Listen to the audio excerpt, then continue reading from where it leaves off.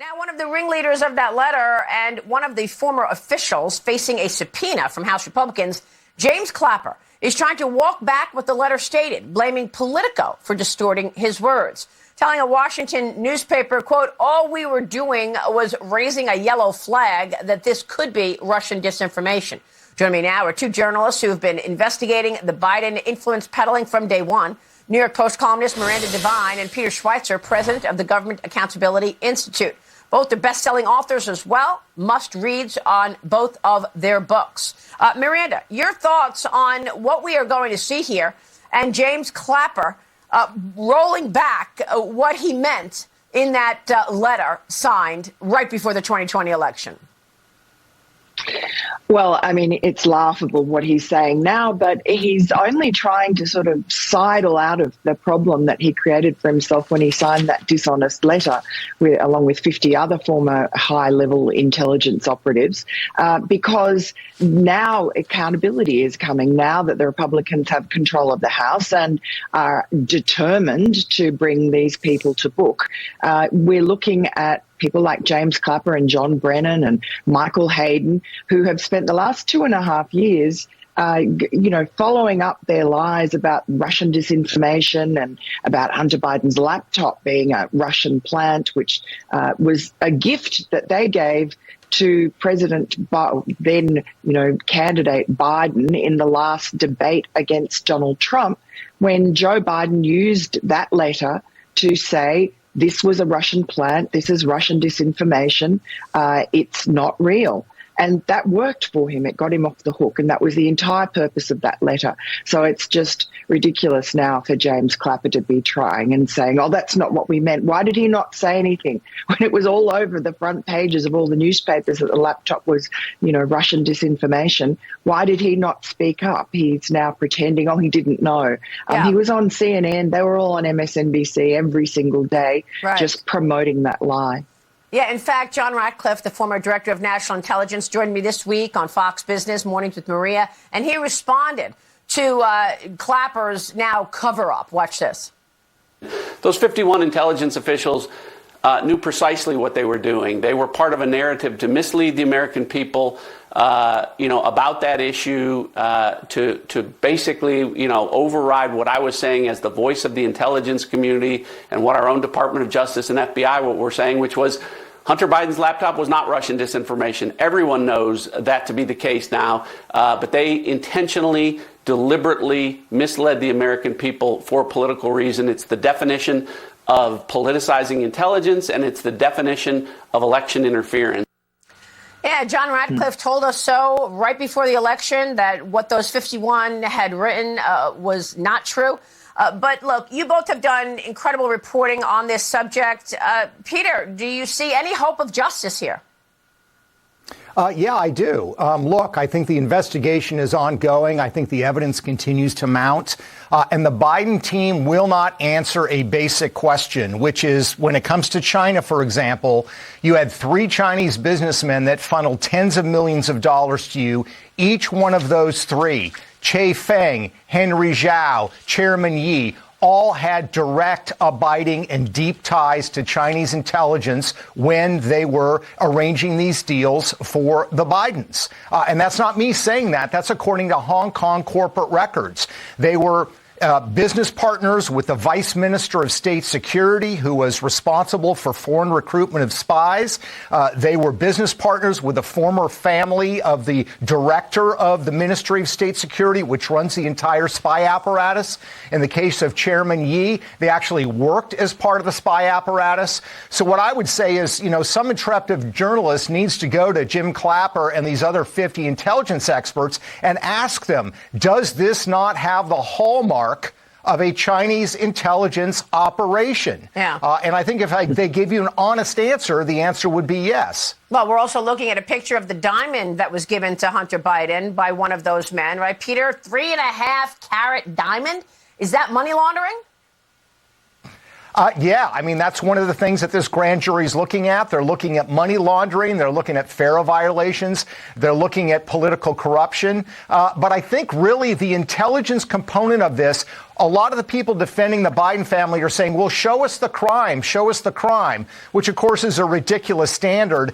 The question is the family compromised? And you're talking about the flow of money, tens of millions of dollars to this family. There's no discernible service. They have still not explained what they actually got this money for. What were they doing in return in terms of a legitimate business enterprise? So it begs the question about this being an intelligence operation. Well, Miranda, I'm wondering if this is still going on in plain sight. Hunter Biden is selling art, but the dealer will not tell us who's actually buying the art. Is it more Chinese officials tied to the CCP? Well, that's the problem. We don't know. I think that the White House really bungled this when there were questions raised about Hunter Biden selling these paintings for, as a first-time patent for up to $500,000 each. And so their solution at the White House was to just make it non-transparent so that nobody knew who the buyers were. So yes, again, it opens them up. Again, it shows this incredible arrogance from the Biden family and from Joe Biden in particular to say, I'm honest, Joe. He said that on the debate stage against Donald Trump. He said, you know my character, you know his character, you know that I'm known for my honesty. Who do you trust? Well, unfortunately for him, I think the mythology of honest Joe is crumbling before our eyes. There are undisputable lies that he's told. It's a terrible thing to say about a president, but it's obvious. And particularly when it comes to his involvement in his family's business dealings, we know it's recorded that he met with at least a dozen of Hunter's business partners, whether overseas in Beijing or whether in his own home in Washington, D.C., in the vice president's residence. And this was all going on while he was vice president. Do you think there's any hope for justice? And I know that you also see a tie to the documents, the classified document scandal as well. Yes, look, we've seen already at least two documents from the laptop look to be unusual, look to be Hunter Biden selling information that he's gleaned from his proximity to his father. We don't know whether that was classified information, but it certainly looks like, high-level official information. And he's been, selling it off on Russian oligarchs, selling it off to his Burisma partners. That's certainly what it looks like in return for being paid enormous sums of money. I mean, Burisma, the Ukrainian company, was paying him $83,000 a month for, the period of 5 years, cut his salary in half when his father no longer was vice president. So I think that grand jury run by U.S. Attorney David Weiss in Delaware, it's taken now 5 years to look into Hunter's very complicated business dealings. And now that the classified documents scandal is showing a link with Joe Biden to his son's businesses, then you would imagine the special counsel, Robert Hur, should be liaising with David Weiss in Delaware. Yeah. If they don't, I think that the Republican House should be asking some pretty serious questions. Yeah, and Peter, you have questions about a former FBI official, right? Yeah, I mean, look, we had this report about an FBI agent charged with doing business with Russian oligarchs, had been linked to Hunter Biden.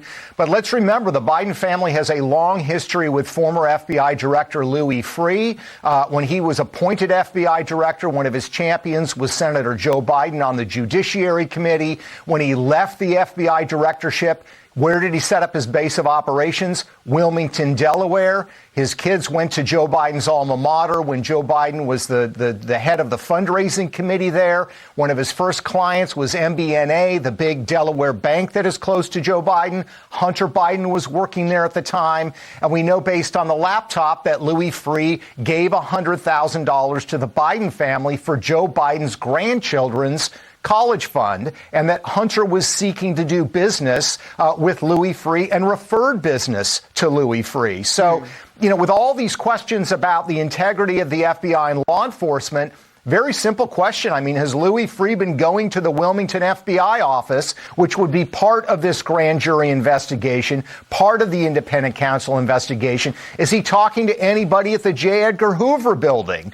These are very serious concerns, and one of the reasons I've said from the beginning, going back to 2018, you have to have an independent counsel because Joe Biden has too many long-term friends in senior positions of law enforcement and at DOJ that could potentially influence this investigation. And it sounds very similar to what we saw from the Clinton campaign, Miranda, when Hillary Clinton came up with the lie of Russia collusion.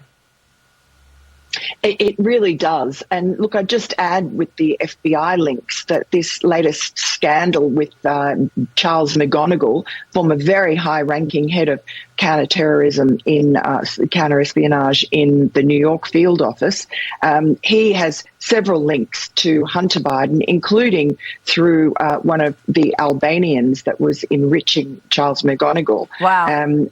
One of them was working for CEFC, which is that Chinese company that was paying the Bidens millions of dollars. Yes, and that was the email that we all know of, 10% held by H for the big guy. Miranda Devine, Peter Schweizer, thank you so much. We will be right back.